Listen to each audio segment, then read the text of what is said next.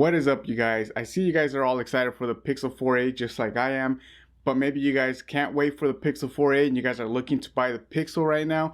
But is this going to be the right decision for you, or is the smarter option going to be to wait for the Pixel 4a? More information coming right up.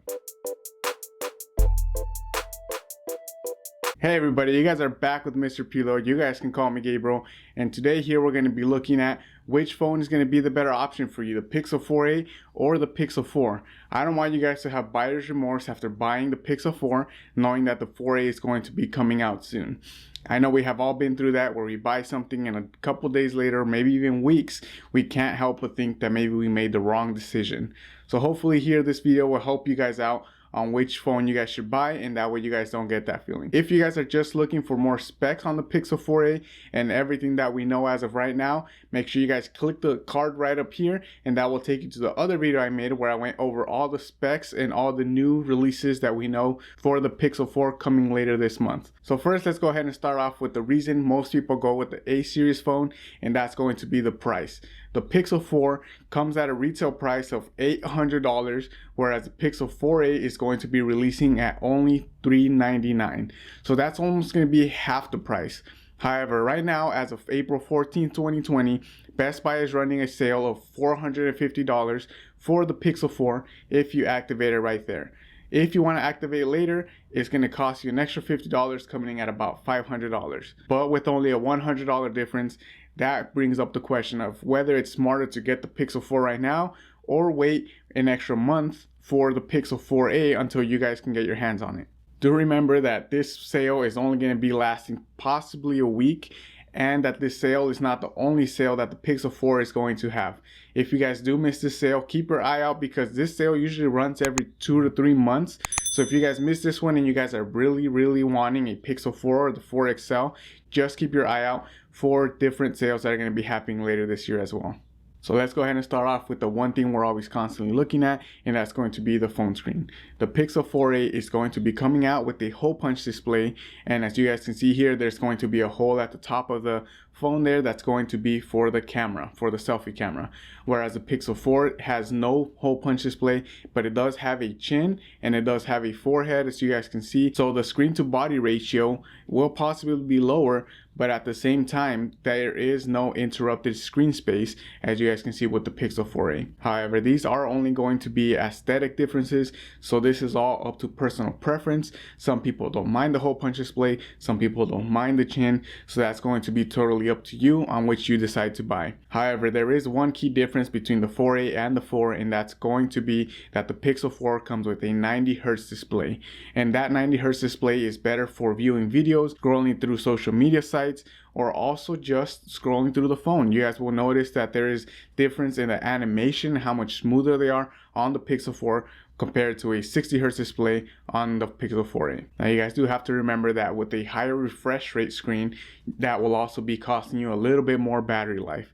And that's going to be a real bummer with the Pixel 4, because the Pixel 4 only comes in with a 2800 milliamp hour battery, whereas the Pixel 4a is going to be rocking a 3080 milliamp hour battery. I have no idea why Google would go with a bigger battery on a cheaper phone, but as we can see, even with the Pixel 3a and the Pixel 3, there were some features that the Pixel 3a had that the Pixel 3 was just missing out on. If you guys are constantly on your phone with the screen on, the bigger battery is probably going to be the better option for you. And similarly to that, if you guys do consume a lot of content and you guys are used to wearing headphones, one key feature to note that the Pixel 4a has is that it does include a 3.5mm headphone jack. Now again, I have no idea why Google would be including features in the 4a.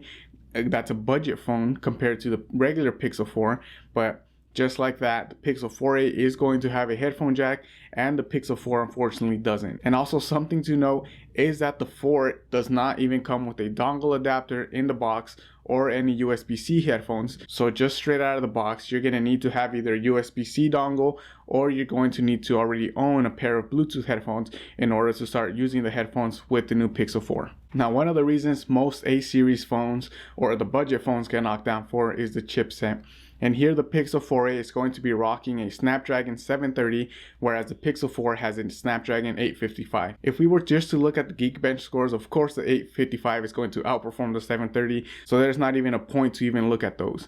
But if you guys think about it, most people use their phones only to watch media or to scroll through social media sites or go on the internet and stuff like that. And a processor like the Snapdragon 730 has enough power to do all of those things and even more. Aside from that, the Snapdragon 730, because it's less bulkier, it can also mean it's going to be more power efficient for the 4A, which also means longer battery life. Unfortunately, the Snapdragon 730 is not 5G ready, whereas the Snapdragon 855 is. So if you're in an area where 5G has already rolled out, or if you use it a lot, you live in a big city like New York or downtown LA, shelling out the extra $100 might be the way to go for you. If you guys are here solely for the camera, I have some great news for you, and that's going to be that no matter what phone you go with, you guys are still going to get those crisp, clean, contrast Google photos that we all love and we all love to see from the Google phones. They both are going to be having a 12.2 megapixel sensor. The Google Pixel 4 does have an extra camera with the 16 megapixel sensor, but really all you need is that 12.2 main camera sensor, which we will be getting on the Pixel 4a. Now, biometrics are also something that's very important when you're thinking of buying a new cell phone, and with the early leaks of the Pixel 4a, we did notice that there was going to be a fingerprint sensor on the back of the phone. However, just a couple days ago, we did see leaks of photos of the retail boxes, and on those retail boxes there seems to be no fingerprint sensor, so maybe Google is just moving forward towards face unlock for all of their phones. And now I know Google got a lot of crap for it because on the Pixel 4 you were able to unlock the phone even with your eyes closed. However, I saw no problem with that. I don't see why someone would even care about being able to unlock your phone with your eyes closed. But if you are super worried about that, do know that just in April, Google released a new security update where you can turn on the preference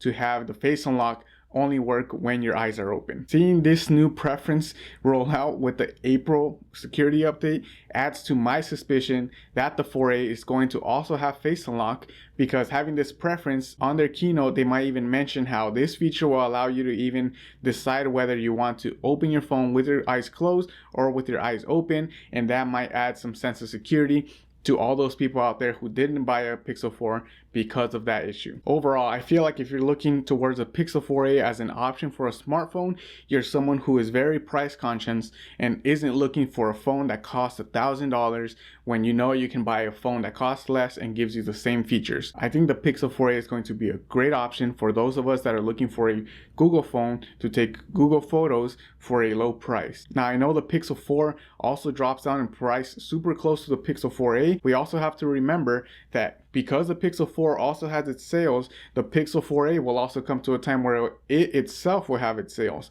I have seen the Pixel 3a go as low as $250, and that is an awesome price for an entry Google phone. Now, if you guys are willing to wait out even a couple more months, you guys will probably be able to get the Pixel 4a at just a great value. But I want to know what you guys personally think. Is shelling out the extra cash worth it to get the Pixel 4, or is the 4a going to be the better option Google phone?